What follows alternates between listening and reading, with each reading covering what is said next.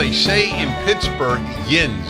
Do you know that? You did tell me that. Is that great? We should start using it. Yins, but nobody else, anyone outside of Pittsburgh won't know. Dennis Prager and the Julie Hartman. I thought you forgot my name for a minute. Oh, that it could happen. I know it could. No, it's painful. It's painful. Has anybody yet done this? This'll be a moment in your life when someone says to you, "Are you the Julie Hartman?" I actually had someone come up to me at the PragerU Gala. I was walking to the bathroom, and there was a woman behind me about 5 steps, and I could sense that she was walking to the bathroom, so I held the door open. She goes, "Are you Julie Hartman?" And so I was you're getting there soon. Okay, I couldn't believe it. I know, I love it. You let me know the first time you go. You get the. So I get that a lot. I've never gotten a the. You're right. No, it'll happen. But I get a big kick out of it. Somebody at a restaurant, the Dennis Prager, or on the phone, and I go, yes, my first name is the. Dennis is my middle name.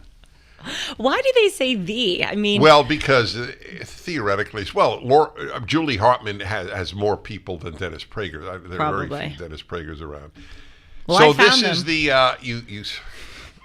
God, truer words have never been said.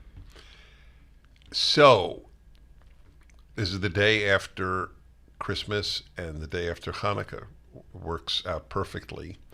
So I have a few very important things on my mind, and I don't know your reaction on any of these, so it'll be very interesting. I mean, I have a general sense, but I have specific questions. So I'll begin with a topic I raised on my radio show, and which my most recent column was about, because I'm actually somewhat obsessed with this problem of parents whose children so loathe the fact that the parent is a conservative, and God forbid a Trump supporter, that they not only have opted out of their parents' lives completely, but they don't even let their parents see their grandchildren. I want to tell you, I took a vow when I first began radio that I would do everything I could not to exaggerate. Of course, not to lie, but even not to exaggerate. I believe that the number of homes in which this takes place is in the hundreds of thousands. For sure. I think at least 500,000 homes. There is a child, an adult child, who will not speak to a parent and will not let the parents see their grandchildren because they voted for Trump, or because they voted Republican, et cetera, et cetera. So I wrote this piece, and you've got to read the comments. I always read comments, not just to my own articles, in general. How many people wrote that is the situation in my home? I haven't seen my grandchildren in 5 years. Is there any analog throughout history to this? Well, there may be in history. I can't think of an American analog. Right. And so there are a few things I want to raise with you and bounce them off you. So one is my belief, and everybody should know, but I want to announce it for everyone. If you differ with me, it is a non-issue. And anyone differs with me, certainly you. Okay. I am certain, I may be wrong, but I'm certainly wrong, but I am certain that leftism makes you a meaner human being. Not liberalism. Liberalism makes you naive, but leftism makes you mean in the vast majority of cases. Because it makes you angry. So tell me what you think. Go ahead. I have found that in my observation, the people who I know who are extremely far left are mean people. And I think it comes from a hostility and anger, because baked into leftism is outrage and the worldview that everything is wrong and everything is terrible and working against you. The world's going to end because of climate change that people caused. The country is systemically racist. People cannot express their true identities because we succumb to a heteronormative culture. It just all surrounds anger. In the world of leftism, there's nothing good. There's nothing worth pointing to and saying that you're proud of something. You just have to get angry all of the time. So I would agree, it does make you meaner. Did you see this on your college campus? Oh, yeah. Oh, for sure. So amplify on that for a moment. Well, I would observe that I think that they use outrage at things going on in the world as a way to express a deeper anger that they have about other things in their life. So I notice when people get really upset about Trump, there's something, and I can't exactly pinpoint it, but it's just a vibe that I get, for lack of a better term. I can tell that they're not really angry at Donald Trump. They have a visceral feeling unsettled in their life, and Donald Trump is the socially acceptable way to take out that anger. And also, I think that people on the left, the mean and angry ones that I've seen, think that somehow being mean makes them morally superior because they're mean in the name of a good cause. So they're proud of themselves when they shout down a conservative and they spew vitriol at a right-winger because they're doing the morally right thing to do. Just as if you would curse a Nazi out on the street, that would be the morally right thing to do because Nazis are reprehensible. In the eyes of a leftist, funneling that anger at conservatives is the morally righteous thing to do. So I totally agree. And that's the macro acting out, shutting down people, et cetera. But I'm thinking even micro. So I pose this question to people. Let's say you're an independent. You're not right, you're not left, okay? Or at least that's how you define yourself. Do you think your child, your adult, let's say you're 18-year-old, or you're a 25-year-old, would become a kinder, finer human being if, I'm going to give you, my ors. Yes. This is one of my or question. If your child became a religious Jew, a religious Protestant, a religious Catholic, a religious Jew, or a religious Mormon, or a religious leftist, so to speak. In other words, a serious woke leftist. Do you believe that the first four would produce the same type of human as the fifth would? The first four being the traditional conservative religion. Right. No, I don't. I know you don't. I'd like to ask this of people who are, as I said, independent. People, all right, we're both Their conservative. answer may depress you. Oh, really? Yes. You don't? Oh, that's fascinating. I thought it's a rhetorical question. That's what we think, but I have assumed before that it's understood that people who are traditional or conservative or religious will be better people than those who are leftists. But I can tell you, Dennis, besides conservatives, other people don't see it that way. Not even independents, at least in my life. I'm learning. I don't dispute you. I find that fascinating. If push came to shove for the average American parent who is apolitical, let's say, your child can be one of these five in terms of just honesty, kindness, respect for other people, respect for you. You're the parent. Do you think it's a toss-up? It's irrelevant which of the five, or do you believe that the first four are likely to produce a finer human being? I think they would say it's a toss-up, and it depends on the person. We have an astounding amount of moral relativism in our culture now, where something as obvious as this is no longer obvious. Wow. But you know what? I'm going to tweet that out. Oh, I'm honored. Oh, no, I'm going to tweet out my question to get an answer. You should be honored, but well, you should. I'll tell you how you should be honored. I knew Sean would die. Okay. Edit it out. No. I'll tell you why you should be honored. I would not have tweeted it out if you didn't raise it as a question. I have to admit, when you said I'm going to tweet that, I thought, what did I say? Oh, I was like, what did I say that was good? No, I wasn't clear about that. No, I would like to tweet the question out to the public. To get rid of that. No, it's a very good question. It is. If your child could be a religious, one of these four, or a leftist, not liberal but left, What would you what do you think would make a finer human being, or do you think it's a toss up? People don't think values matter anymore. They think circumstances matter more than values. And depending on the person mentality too. So I think you've alluded to this in the past. So you were never a leftist, but No. but Thank God. you wouldn't have said 4 years ago you were conservative, or 3 years ago. Definitely right. not. So now that you do you think you're a better person? Oh my gosh, of course. I did a show on my my own show, Timeless, which, by the way, it's so cute. I got an email from a listener the other day who said, "Julie, I love your show, Priceless."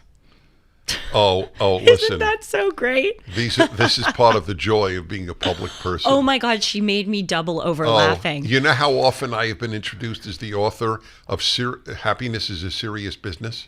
Really? More, that's funny. more than serious problem. Wow. Yes. Why do you think that is? Oh, or even better, when I first began lecturing and I only had my Jewish book out, The 9 Questions People Ask About Judaism, almost no one got it right. They got the number wrong. They said Jews ask about Judaism, people ask. So it's just inevitable. Anyway, so go ahead. So just to say one other thing, when she said the Priceless thing, I wrote back to her and I said, "Oh my gosh, it's so funny. My show's called Timeless, but you made me laugh." And she wrote back and she was so embarrassed. I know that. And I want they're her to mortified. know. I know. It's so it's But so we're not funny mortified. to us. No, not at all. Exactly. I'm going to announce it on my show that I'm taping later today. Anyway, I did a show in the first 5 episodes, I believe, where I talked about how conservatism outside of its political dimension has made me a better person. Obviously, conservatism in the main is a political point of view. And I do believe that the way that I vote now and my political positions make me a better person because I feel that I'm supporting America. But even just outside of politics, conservatism in religion demands something of you. It requires you to look inside yourself first instead of blaming other people for issues. And to reorient my thinking and my life that way has been profound. And also, what I love about conservatism is that it forces you to identify what it is that you want to conserve. In the case of the political dimension, we want to conserve the principles of the American founding. But I just think that's such a great endeavor in life, or a great pursuit, I should say, to figure out what it is in your life that you want, what your values are, and then conserve them and try to abide by them. Instead of, in a leftist realm of life, you kind of just go willy-nilly and you can progress and change as you go along. I don't think that makes you a stronger, more principled person. So that's a way of saying yes. So it's a very important question, because people on the left claim, or they not beyond claim, they're certain they're better people than people on the right. If you're certain you're a better person, this is sort of like that answer you gave of, you know who's lying? It's the people who are suppressing the truth, or suppressing speech, I should say. Yes. I love it. You know who's lying? The people who are suppressing the truth. Another edit out, Sean. That's what we call a tautology. That's what we call I've been taping shows every day and I'm exhausted moment. That has to go down in Dennis and Julie history. That was so stupid. Anyway, just as you say that the people who are lying are the ones who are suppressing speech, I say that you should probably be skeptical of the people who think that they're really good people. I'm not necessarily saying you're a bad person if you think you're a good person, but every fine human being I know doesn't say all the time what a fine humin being they are. They criticize themselves. So this is one of these precious moments where we might have a difference. Oh, no. Here we go. It's actually get out my boxing precious. gloves. Yes. Are you a senior living off of your retirement savings just to get by? Is high inflation and poorly performing markets depleting your retirement accounts? What if you didn't have to struggle to pay bills, mortgage, property taxes, and insurance ever again? Contact Andrew Del Rey and Todd Avakian at andrewandtodd.com. Get cash by tapping into the equity in your home tax-free and eliminate your monthly mortgage payment forever with a reverse mortgage. You maintain ownership of your home and pay the loan back when you don't live there anymore. You keep your retirement money working for you. Get cash from the equity in your home, maintain ownership and the equity growth, and never pay another mortgage payment again. Go to andrewandtodd.com, fill out the short form online, and see if a reverse mortgage is the right solution for you. Call 888-888-1172. That's 888-888-1172. Or go online to andrewandtodd.com. That's andrewandtodd.com. My experience has been, first of all, bad people think they're good and good people think they're good. So whether you think you're good or not generally doesn't have much of an impact on whether you're good. Because so many people who've done bad think they're good. But I don't have a problem with good. I have a problem with good people not thinking they're good. I want them to have a realistic view of themselves. I also want them to have some reward for their goodness. I should amend my statement. It's not that, in my eyes, good people think that they're bad, but it's that good people don't think that they are the best thing since sliced bread, the way that leftists do morally. Leftists think that they can never err morally. Well, they think, this is how I would refine it. I think I'm right, they think they're right. So that's even. However, I don't think I have a right to suppress them. That's where their arrogance comes in, and they're evil. Well, also, they don't think they have to improve themselves. When has a leftist ever said, I could have done that better? Or I made a mistake. I have a faulty character trait that I need to remedy. The wrestling with yourself is a conservative trait. Yes. Well, I've always said, I'm sure you've heard me say this, that big difference between religious and secular education. In religious, Christian, or Jewish education, you are taught that you are your biggest problem. Mm-hmm. And in secular education, you're taught that America is your biggest problem, or society, or your parents, but something outside of you. That's probably the single biggest problem of all. So I'm narrowing down our issue because it's an important one. Both sides think they're good generally, and that's okay. But they believe that they don't have to wrestle with themselves. Yes. We do.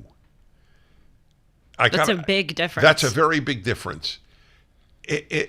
When I spoke at the TPUSA gigantic thing that Charlie Kirk put on in Phoenix, just this past week, so I spoke to like 8,000, mostly students, and I decided to talk about personal issues, how to be a better person. So I thought, first of all, I didn't mention this from there, but I thought, and how many left-wing enterprises or conventions is a speaker get up and speak, let me talk to you about how to be a finer human being? Doesn't happen. Exactly. They externalize everything. That's right. A finer human being has a smaller carbon imprint. Yes. Okay, that's how it's defined. So fights racism. I said to them, yeah, exactly, which is true. I fight racism. I think that's important for a good person to do. The problem is the racism in America is from the left. Right. That's the problem. But because they believe in black dormitories and black graduations, we don't. They believe in dropping standards for blacks, we don't. So this line, I was very touched, got an applause, big applause, when I spoke about this, that we are taught to wrestle with our natures. And I said something to the effect, on the left, they're wonderful and America stinks. But my belief, our belief is, America's wonderful, my nature stinks. Mm-hmm. And they applauded vociferously, which is a good sign. I love it in speeches. Not that I've spoken very often, but when moments like that happen, it's very affirming to you as a speaker. Right. You can't all right. Although I have the view of that I have of the lights lighting up for a talk show host. You have to be confident that what you have to say is important and not wait for applause. True. I only mentioned that because I was taken aback that something so critical of them and myself would get an applause. It was a good sign. I wasn't heartened for me as I was for the point that I made. That can you imagine saying that at an ACLU convention? Well, first of all, nobody who says it would be invited, but if somebody did, they'd be booed. You know, I'm thinking now about why that garnered such a reaction, and I have two stipulations. The first is that it's so refreshing to hear someone say that, and it's so antithetical to the messages that we're getting, not just in schools, but from our leaders, from the TV shows and movies that we consume. So I think that's one component. Another component that, again, I'm just kind of devising now is, and it's actually kind of shocking to me that I'm even saying this because I tend to be a pessimist as opposed to an optimist. But I do think there is a part of human nature that likes this idea of that we are flawed and we can improve ourselves. I don't know why we're drawn to that idea, but sometimes when people say that to me... I'm drawn to the idea because it's true. Well, it's true, but also, again, I know I say this all the time. I think that is one of the most empowering things. That we can change ourselves. Because we can change ourselves. We can, as I say when I end my show every single day, we can mold ourselves like clay. You know, the decisions we make, the way that we think, our actions, we can shape ourselves into the human beings that we want to be by constantly improving those things. I love that. I think that is one of the coolest messages in life. So maybe that's why it got such a reaction, because people... Oh, that's interesting. People want to feel that hope that they can I thought it got change. That reaction because they resonated to the point, with the point. Oh, well, yeah, which, if true, was such a credit to them and how different they are from left-wing students who would find that an obnoxious idea. It's America that stinks, not me. So what do you think about the hypothesis that I put forward a few minutes ago where I said that the reason why leftists are so angry is that they're really angry at other things in their own lives, and they take it out on Trump or on conservatives or on climate change. So I have had one of my famous $64,000 questions.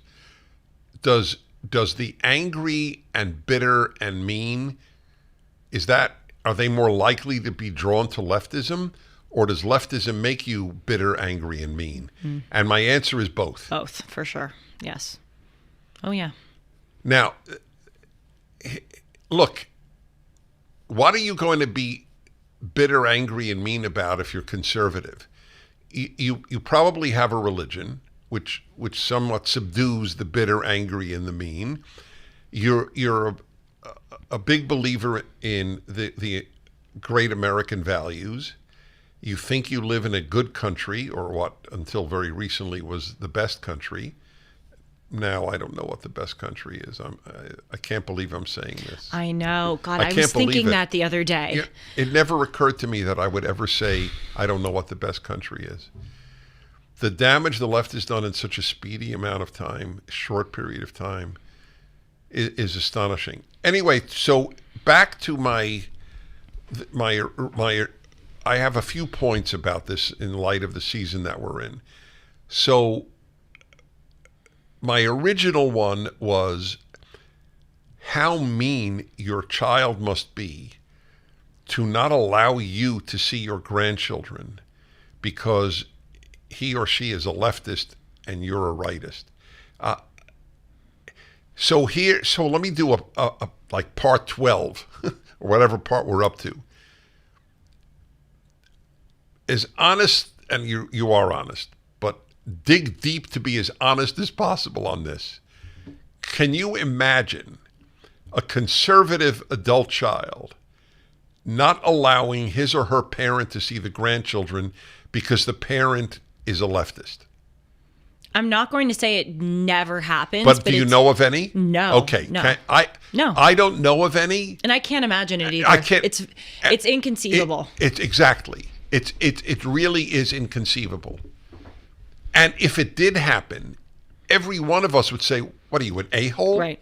What the hell's wrong with you? Your parents are a leftist." Amala Ekpunobi, her mother is a far leftist activist, and she shows her such respect. Mm-hmm. That's a perfect example. It is a perfect example. No, I can't imagine it with a conservative. because we're values-based, not politics-based. The left is politics-based, not value-based. It's inverted. That's right. That's exactly right. So I just wanted to make that clear. The amount of cruelty, I mean, to not speak to your parent is cruel. To not allow them to see your it's pure cruelty.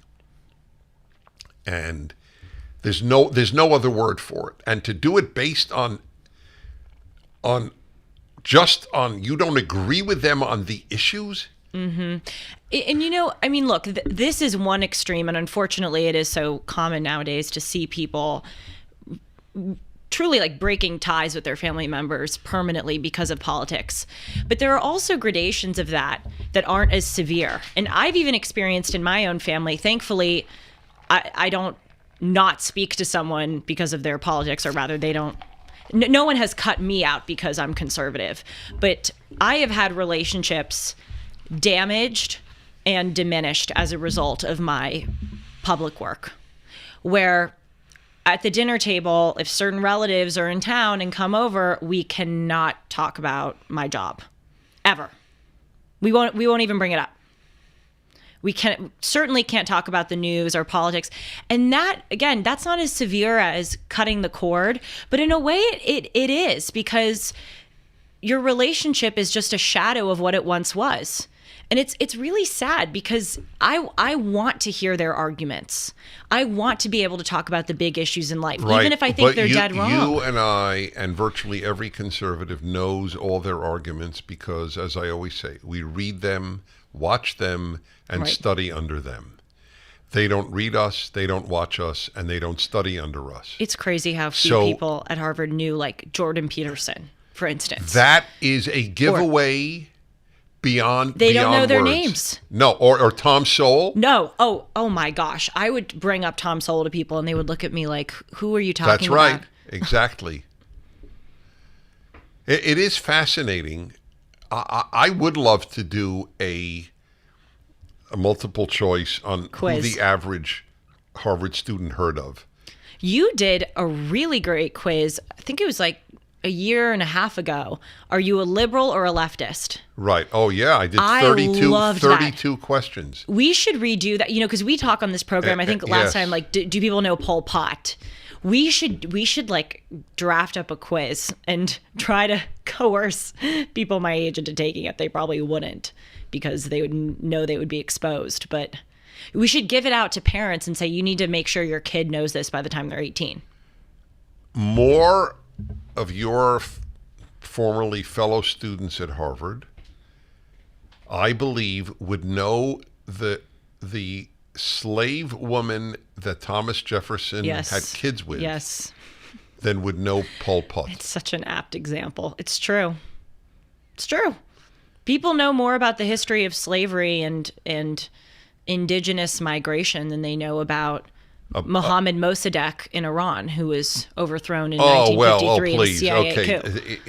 Okay. That's really getting into the abstract. How Is it about really? Gulag? Yeah, okay. No, they wouldn't Where be able 20 to, to that. 40 million people were slaughtered. How many Ukrainians did the Soviets starve to death deliberately? They wouldn't know that it even happened. They wouldn't know what you're talking about. They wouldn't know what you're talking about. And frankly, I didn't know that happened until I encountered you. That's sad. It is sad. So I'm not trying to wag my finger. Sometimes I speak about this as enthusiastically as I do because I was once that person. Well, that's why it's very powerful for you to speak about this. I'd like to introduce you to Monorail, America's investment app that takes you from where you are to where you want to be. Monorail is an investment and savings app that is made for patriots by patriots. It doesn't matter whether you're an Apple fan or if you prefer Android, Monorail is available in both environments and online at monorail.com. Monorail is safer for users with bank-level encryption and biometrics. Your money is protected with Monorail through the Securities Investor Protection Corporation and the FDIC. No matter how you engage with Monorail, you're getting the security and safety that you need, whether you're adding funds to your investment account, looking to buy a stock, or putting money aside for future purchases. With Monorail, you can put your money where it matters and utilize the economic power that built this country. Don't go somewhere else to to trade stocks, Monorail gives you the freedom to purchase whole or fractional shares in companies that you believe in. It only takes 5 minutes to download the app and to set it up. Join the pro-America money movement. Join Monorail. So again, I just want to summarize this point because it's so important. Their meanness overwhelms our meanness. I mean, there's no comparison. And this is the proof. You can't see your grandchildren because you voted for Trump. We would never do. Just for the record, because this comes as a shock to people on the left, I promise you, I loathe Joe Biden as much as you loathe Donald Trump. And I have better reason. Yes. Trump did not damage the country. Whatever you think of the man as an individual, which is another subject for another time, how do we assess people? It's a very complex and important subject. But that Trump is a fascist, so why was fascism not implemented for 4 years when he was in power?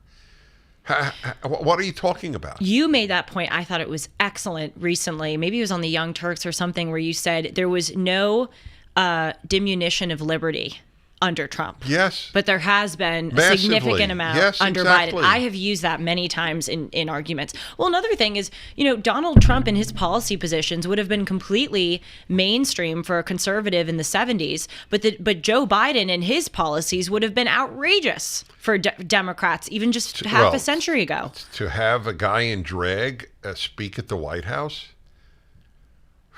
This is so this is what the person on the left says.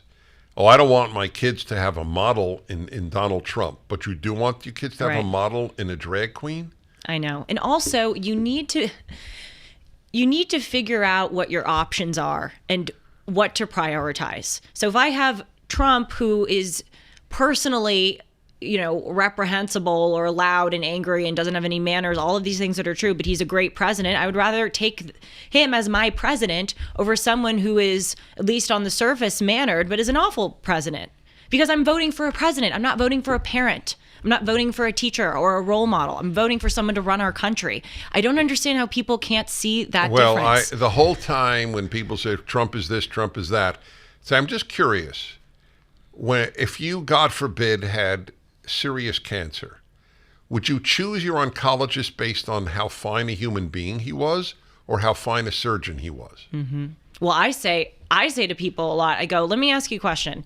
Would you rather have Trump teach your kids about sex ed or Biden? Would you rather have Trump preside over your court case or Biden? Would you? And I put it in different scenarios because then they can see the policy implications of these presidents as opposed to their temperament. One would hope, but I always try to drive the point home on the most important things in your life, or certainly in the public's life, but even in your life. You need an oncologist. So oncologist A is good. You went to one the other day. I did? Yes, isn't that the eye doctor? Oncologist is a cancer doctor. Sean's laughing again. Oh, God. That's a boo-boo. That's a really, really big boo-boo. Okay. I want to die now. We're definitely editing that out. No, we're not. No. Oh, no. It's priceless. No, it's actually so bad. It's so bad. No, okay. You can't know everything. And thank God you don't know what an oncologist is. Well, wait, I'm sorry. Great. What's the eye doctor called? Ophthalmologist or optometrist. You know what? I'm just going to shut up. I am not going to respond. Poor thing. Anytime you I want you all to know. I am not saying anything. I'm looking at the camera. Julie is horrified right now. I'm horrified. She is. So I just want you to know, in front of 1,000 people, when I was the head of this institute in my late 20s, big institute, and I was reading something and I read a word and I said Ori, and 500 people shout out awry.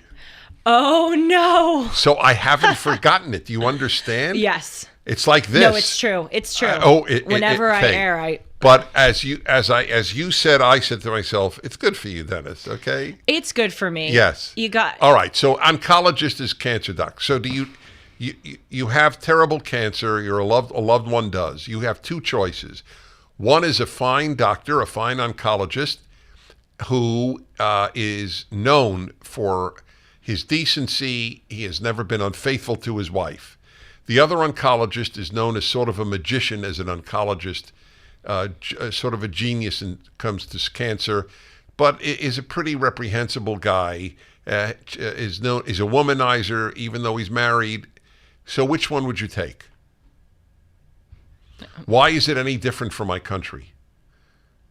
Especially if my country has cancer, which it does now. Stage 4.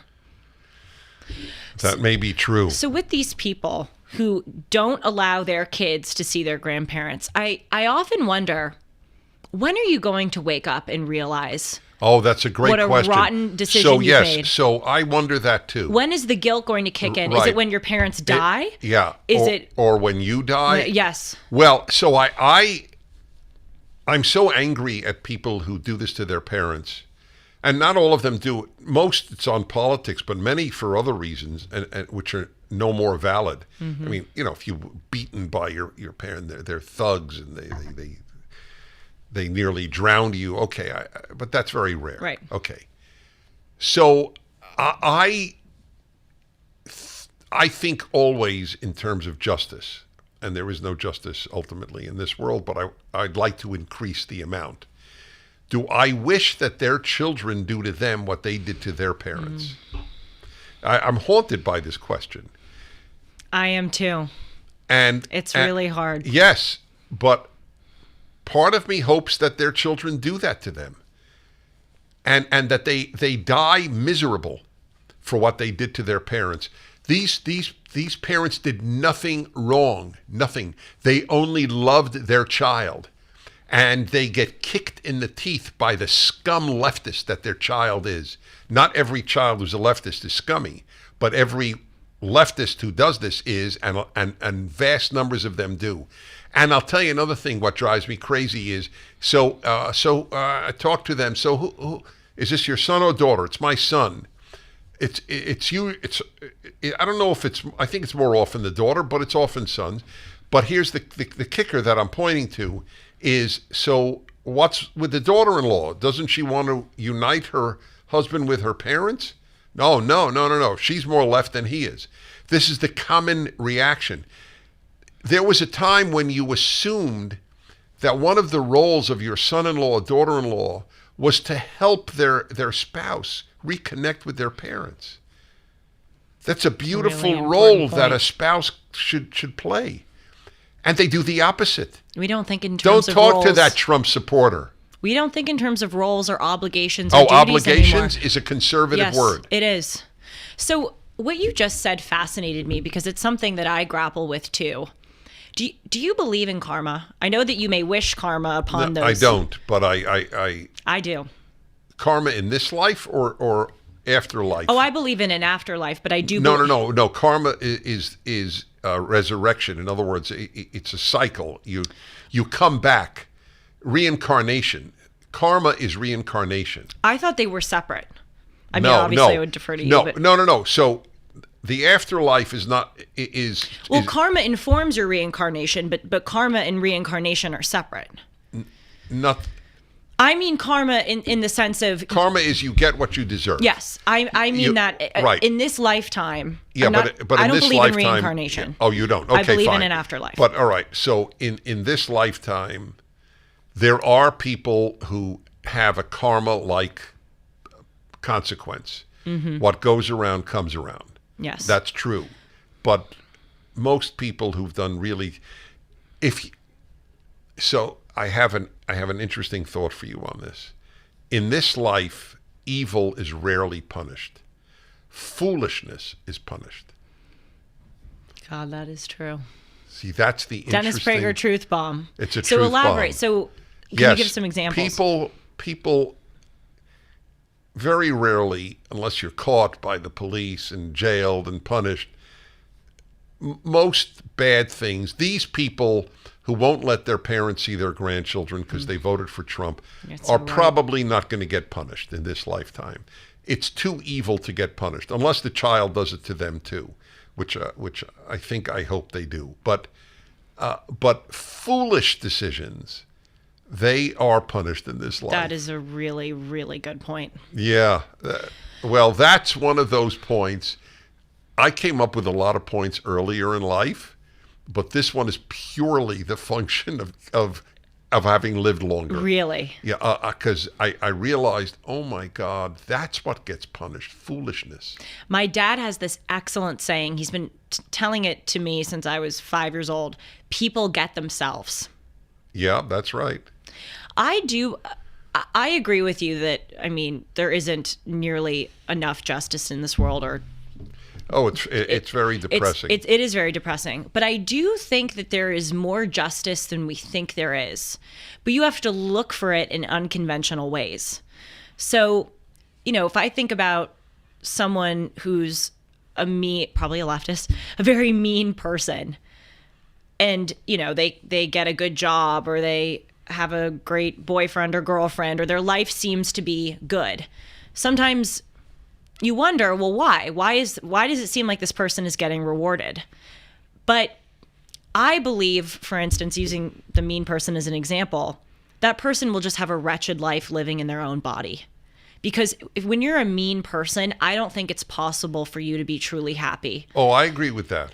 And so his or her That's punishment. Why getting happier is one of the roots to being a better human being. That's why I consider it a moral obligation. Mm-hmm. We owe it to the world because we can't inflict our bad moods on people, but we also owe it to the world because happier people are better people. Right. Every happiness hour I open up, the happy make the world better, the unhappy make it worse. Yes. It's just a fact. Happiness is a moral issue. You just have to look for that karma in different ways, where sometimes you want it to be as overt as, someone loses their job or their children will do to you. Yeah. But using the example of the parents who won't let the kids see the grandparents, maybe it won't be as overt as their kids one day not speaking to them, but maybe the guilt that they will live with when they are older will be unbearable. I wonder. Unfortunately, this is a very important statement, if I'm allowed to say that. It's not important because I'm saying it. It's important, and therefore I'm saying it. Big difference. The conscience is not that powerful because bad people sleep well. I feel like it's a useless statement, but that is so difficult for me to understand. Because your conscience is powerful. Yes. Because you're bothered. I'm bothered by a tiny thing. If you hung up prematurely. I did hang up prematurely. We were on the phone last night, dear viewers, and we were saying goodbye, and I hung up a few seconds too early. By the way, I totally identify awful. with you, but I didn't want you to think I was rushing off, like, oh, I'm done with this guy, adios. It's not a worry. I got a big kick out of that. That it showed what you're like and how developed your conscience is. I do think of that all the time about what is the order of the hang up.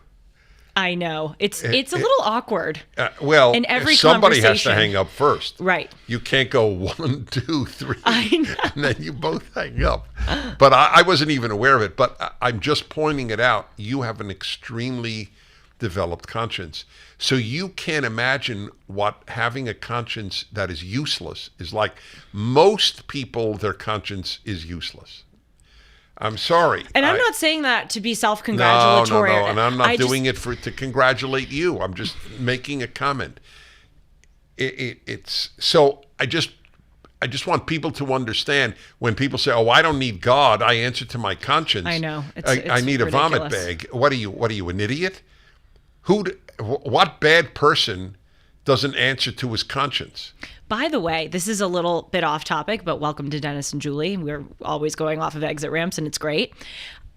I want to talk on my show sometime soon about my religious journey, thanks to the Rational Bible, and why I think that people my age should take this seriously.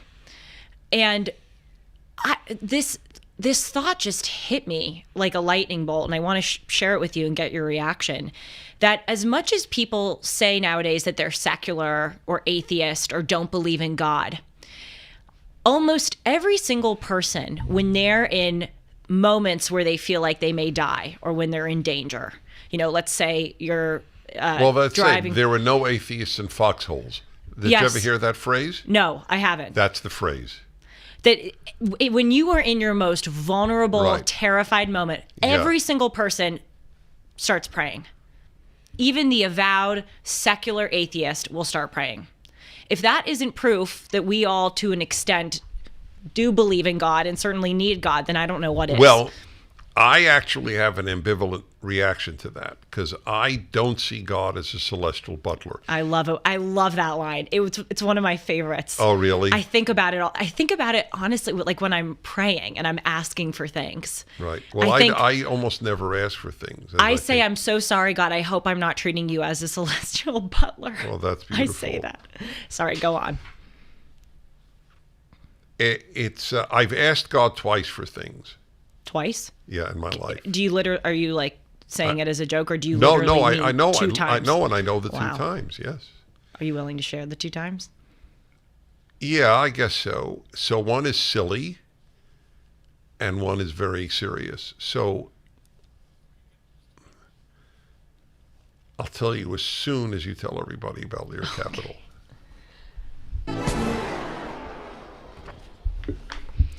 You're not the only one who's lost money this year. With the current economic volatility, we've all got to find a way to protect our finances in retirement.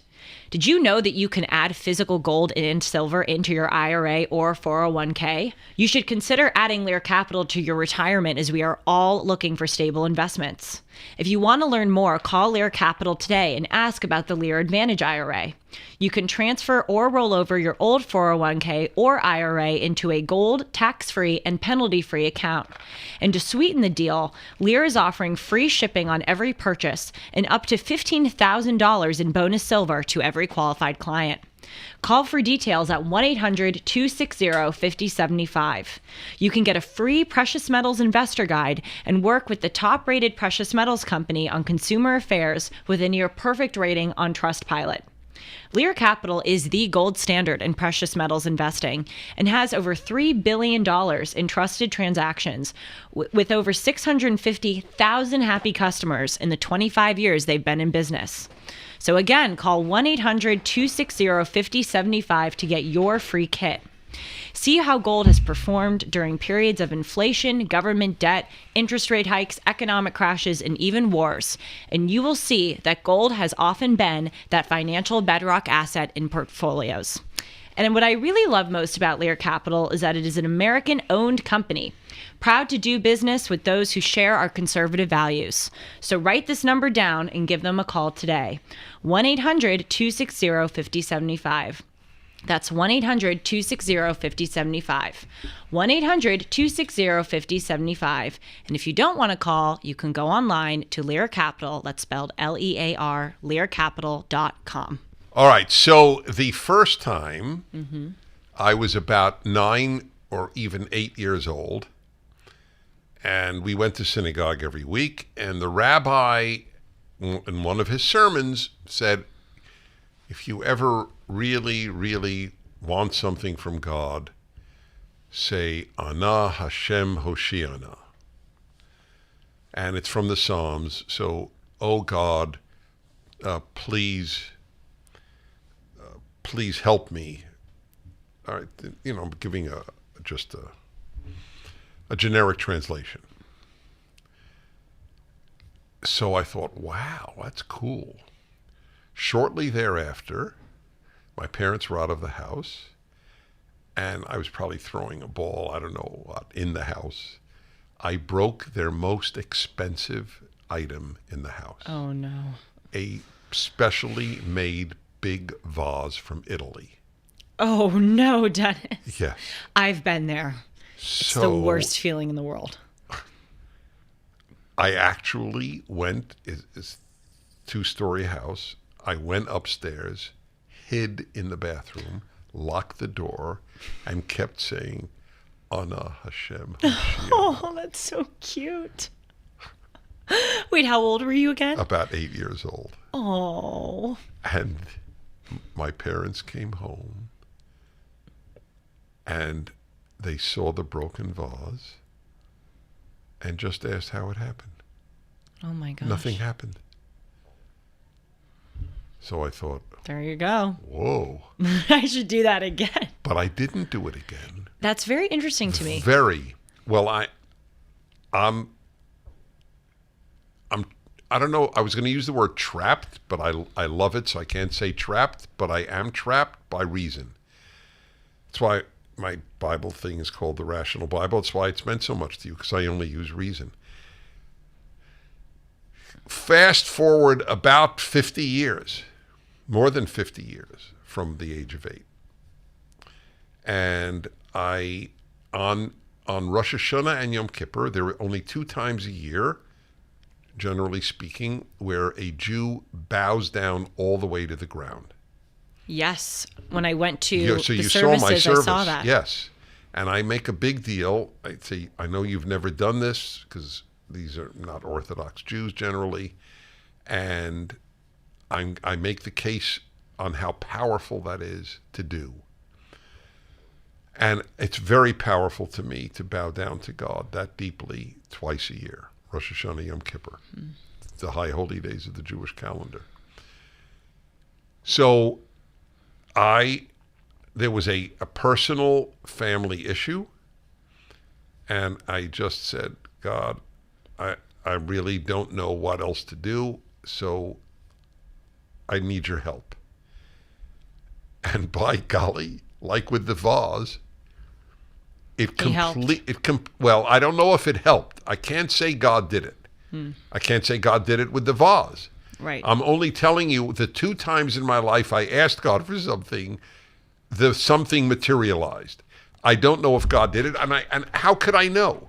He didn't tell me. But I just, for the record, I don't like asking God for things. I am infinitely more interested in what God wants from me than what I want from God.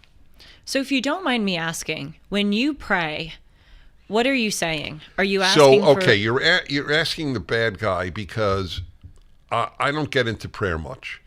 And Jewish prayer is very different from Christian prayer because it's all set out. I mean, there are set prayers in Christianity, of course, but certainly among Protestants, there's a lot of prayer that's just spontaneous. And by the way, I find it very moving. I'm with Christians a great deal, as you know, and I actually have been asked often to lead a prayer before a meal, for example, and I love doing it for Christians or with Christians. Jewish prayer is all set down. It's all already in the prayer book, and it's all in the plural. God, can I just tell you my quick reaction? That seems so much easier. Sometimes I feel racked with guilt because when I do spontaneous prayer, I don't think I'm saying the right thing, or I'm not being grateful enough, or I feel like I'm doing it wrong. So it must be so nice to just have it I'm there sure for you. Look, for most religious Jews it is. My vehicle to God is studying Torah. That's why I'm writing my Torah commentary. I am much more interested in what God has to say to me than what I have to say to God. That's one of my ways of putting it. I'm idiosyncratic in that way. But most religious Jews, not all, but most religious Jews are perfectly comfortable with the prayer book and its prayers. Mm-hmm. And they're very beautiful, by the way. They truly are beautiful. But as I tell people, Macbeth is a great play, but if I read it every day, I don't know how long it would take for me to get a little bored with it. So, anyway, so I don't tend to ask God for much. Also, I have this feeling. This is I'm really opening up here. But this is what's in me. Vast numbers of people, at least as worthy as I, of having their prayers answered, prayed and didn't have their prayers answered. I mean, I think immediately, just as in a Jewish context, the 6 million Jews. Mm-hmm. Most of them prayed and got gassed, and worse, tortured, watched their children suffer, their parents suffer. So I just, I'm not into petitionary prayer much.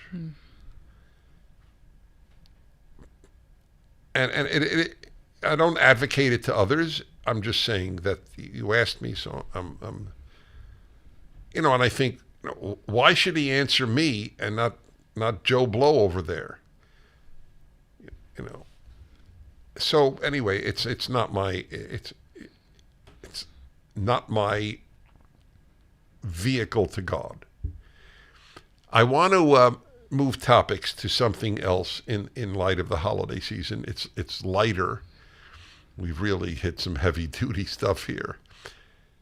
So I did on my radio show, my annual. There is nothing wrong if you have Christmas to have Santa Claus in your Christmas. The fact that you even have to do an hour on that. Oh, bless you. I mean, really? Isn't it amazing? I don't understand that at all. Have you always had to do an hour in your 40 years? Yes. That's fascinating. Yes. It's not new. Where people would say, "Oh, you can't lie to your children." And it's such an overstatement of what you're doing with your kid. If you take them to Disneyland, you say, well, that character's not real. Yeah, exactly. That character's not real. If the tooth fairy leaves them $1 for their tooth, oh, there's really no tooth fairy. We're not going to leave you any money for your tooth. So I made up a phrase today, spontaneously, you'll love, about the people. I've had calls like this. I'm sorry, Dennis, I don't agree with you, which I love that people feel free to say they don't agree with me. And so they would say something like, oh, well, I grew up, my parents told me there was a Santa Claus. Then I got older, I realized there's no Santa Claus. And I figured, oh, if there's no Santa Claus, there's also no God. What? I know. Okay, please. So sorry, I feel like that was... it was sort of traumatic when I realized my parents had lied to me all these years. So I coined the phrase today, P.T.S.D, post-traumatic Santa disorder. Oh my God. If that person says that their biggest trauma in life is finding out that Santa isn't they real, wouldn't claim it's their biggest, but right, if they would even use the term, yes, exactly. So I think I've mentioned it before on this program. I'm sure I have. But this summer I read Orthodoxy by G.K. Chesterton. And in one of the chapters of the book, by the way, I know I publicize my email address at the end of every show, but I want to publicize it right now specifically for the G.K. Chesterton fans, because I want you all to email me at julie@julie-hartman.com so I can talk to people about Orthodoxy, because you haven't read Orthodoxy. Anyway, there's one chapter that's called The Ethics of Elfland, and Chesterton talks about how important fairy tales are for people to have a sense of awe and imagination about the world. And that made me think about when I was little. I mean, the most extraordinary feeling I've ever had in my life to this day was growing up and thinking about Santa Claus. I mean, the thrill on Christmas morning of thinking that Santa came down your chimney and ate cookies and gave you these presents. I mean, it fills you with a sense of joyfulness that is just indescribable. And I feel so grateful that I had that as a kid. And I've been reflecting on why it is so important. And I think it's because believing in Santa Claus or believing in the Easter Bunny or the Tooth Fairy, it teaches you at a young age how to have hope and optimism about things. And those are difficult emotions to teach someone that young. You can teach a 5-year-old how to have manners. You can teach a 5-year-old how to read. There are certain things that you can teach, but it's a lot harder to go, hey, have hope, have optimism. And that's why the role of a Santa Claus, I think, is so important, because it's a way for you to learn those deep emotions without having them shoved down your throat. MyPillow is excited to bring you their biggest bedding sale ever, and just in time for Christmas. For a limited time, get the Giza Dream bed sheets for as low as $29.98. A set of pillowcases for only $9.98, and rejuvenate your bed with a MyPillow mattress topper for as low as $99.99. They also have blankets in a variety of sizes, colors, and styles. They even have blankets for your pets. Get duvets, quilts, down comforters, body pillows, bolster pillows, and so much more. All with the biggest discounts of the year happening now. They are also extending their money-back guarantee for Christmas until March 1st, 2023, making them the perfect gifts for your friends, your family, and everyone you know. So go to mypillow.com and use the promo code Hartman or call 1-800-566-6745 and you'll get huge discounts on all MyPillow bedding products, including the Giza Dream bed sheets for as low as $29.98. And get all your shopping done now while quantities last. Look, I didn't have it because I was at a Jewish home, so I didn't. But I loved it. I thought it was great that there was a Santa. But you did believe that there was a Santa. No. But did you believe in the Tooth Fairy? I don't think my parents did the Tooth Fairy thing. So did you have any? Look. Did you have any fun? No, I'm kidding. Yeah. Did you have any of these characters who you believe? Well, you're. I have a very idiosyncratic upbringing because my parents didn't read fairy tales to me. I'll answer you about me in a moment, but I just want to tell you, you gave me another answer for these people. So I should ask them, do you read any fairy tales to your kid? Most parents do. So let's say Pinocchio. Do you tell your kid immediately? Right. You know, there really was no Pinocchio. Aren't you fool? Why aren't you lying to them, reading to them about a character who never existed? So why do you think there's a double standard? Double standard. Why is there? Because it contacts religion, and people are super sensitive. But I just want to say, so when you asked me, did I have any of these figures in my life? It's an interesting question. And the closest that I think of would be unknown to you or to any non-Jew listening. Not even all Jews know this, but a traditional Passover Seder, you fill a big cup in the middle of the table with wine. It's called Kos Eliyahu, the cup of Elijah. And in Jewish tradition, Elijah will announce the coming of the Messiah. The prophet Elijah will come back and announce the coming of the Messiah. So you traditionally, you hope to see Elijah, who will bring the good news, with the term very familiar to Christians, of the coming of the Messiah. So we would open the door after the meal, the big meal, we would open the door for Elijah, who was all of my life invisible, clearly. And my parents would then say, hey, look, some of the wine was drunk. Like the wine went down a little bit. Were they lying to me? Isn't that an absurdity? Wasn't it like a joyful part of the Seder? What do you lose having Santa? I don't understand what the downside is. And also, I mean, there is no time where Santa has been more important than now, especially because kids in schools, they're being taught these very negative, corrosive things about climate change and everything is so negative. And right. Even at a different point in our history, Santa's always necessary. He's holly jolly. Yes, we need a holly jolly guy to visit. That is important because there are so few characters nowadays, and this is what I love about you. You've really done this for me. You're always so happy and optimistic. And that is a very powerful thing because there are a few people in my life who are as consistently happy and optimistic. It makes a really big impression on people. It elevates them. And to have Santa, who is always that can be a necessary example of optimism for people who don't have it. He's more necessary than ever. He is.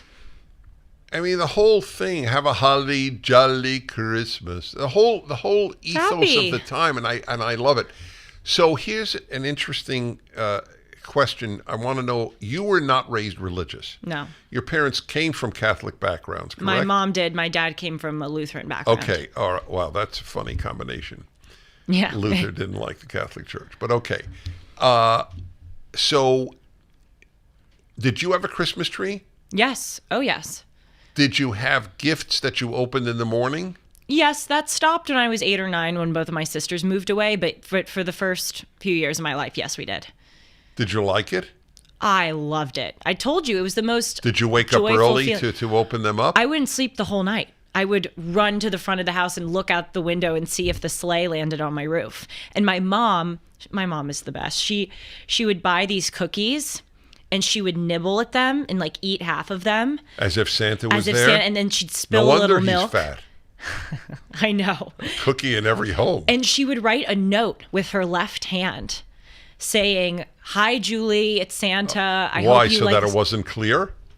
The writing just wasn't to make clear? it, yes. Oh, it wasn't, yes. or it wasn't her writing. To make it clear it wasn't her writing because I knew her handwriting. I couldn't write a damn thing with my left hand.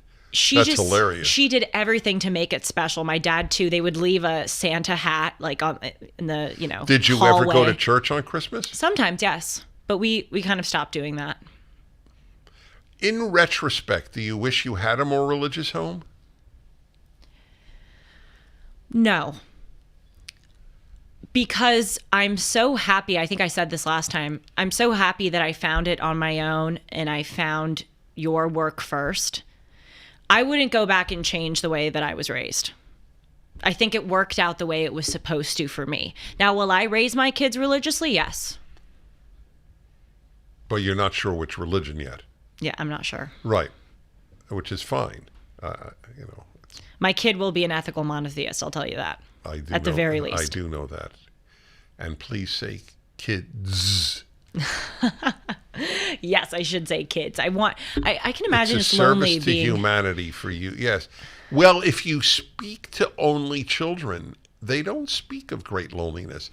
I sort of feel like an only child because both of my sisters moved away when I was so young. Well, what is the age difference with your next sister? 8 years. Right. So mine is 6.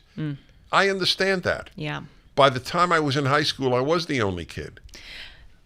I got to tell you, and I know we probably have to end soon, but on this subject that we brought up earlier of children not speaking to their parents, I have really worried about when I have kids because I know I'm going to give my best effort to raise them well, but it really is sometimes a roll of the dice. Oh, having children is a crapshoot. I hope I have kids who honor and appreciate me, but right before maybe not. Our broadcast, I left the room for a few minutes. Right? Yes. So in the hallway, one of the wonderful people who work at this station, one of the heads of sales, said, "Hey, Dennis, happy Hanukkah," and I wish them a Merry Christmas. And, they're wonderful, just good people. And he said, "I read your column about parents whose kids won't let them meet their grandkids because of their politics." Mm-hmm. One of my kids is like that. Yeah. And it reinforced in me. Thank God he has 3 kids. 2 of the kids are decent. And people say to me often when if they meet, you've met both of my boys? Yes, I have. Yeah, you have. I have. They're good boys. They are. And so they'll say, "Oh, you must have done a good job." And I say with all honesty, I hope I did a good job, but it's still a crapshoot. Well, as you say in the Torah commentary, which I bring up so often because I adore it, even the most righteous man in the world, Noah, had a bad son. Yes. That is such an important story. That's right. Well, and the patriarchs, it says Jacob, who was the one who was renamed Israel. He was a crappy father. He favored Joseph and then favored Benjamin, and it says so in the text. If it's obvious you favor a child, that is a terrible thing for the other children. Terrible thing. It's part of the reason Joseph's brothers hated Joseph because Israel or Jacob favored him. But it's just people just need to understand. It's a crapshoot what parents you get. It's a crapshoot what children you get. And I'll never forget, to my father's great credit, this really made an impact on me. My father was at one of my speeches. And I always introduced my parents if they were in the audience. Mm-hmm. So people were milling around my parents.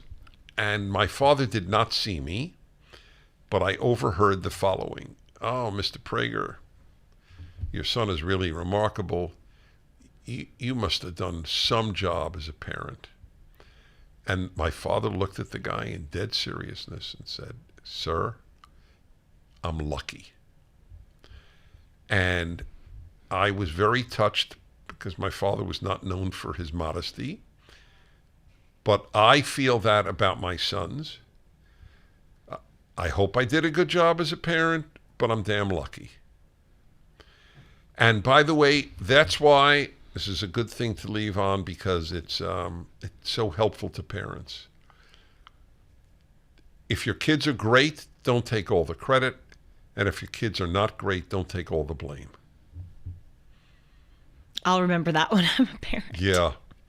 Well, I hope to hug your kids. You will. I gotta have them soon, though. That's beautiful.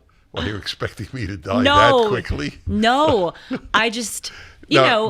I think when anyone is over the age of 60, like, you have to be aware that things could change. Oh, no, of course.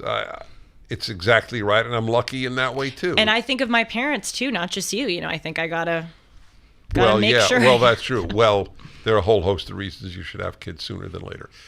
But anyway, this was valuable. I think your case for Santa, I wish I had you on the show then, on what role he played. I'm still astounded that you even had to do an hour on Oh, you that. have no idea how many call up. Yeah. Well, be that as it may. Email me at julie@julie-hartman.com if you want to talk about Santa or G.K. Chesterton, especially G.K. Chesterton, or anything you want. I love hearing from our listeners. They're just the best. And you share a lot of them with me. I love them. Yes, even when they call my show priceless. It is priceless. Correct. As is this. See you next time, everyone.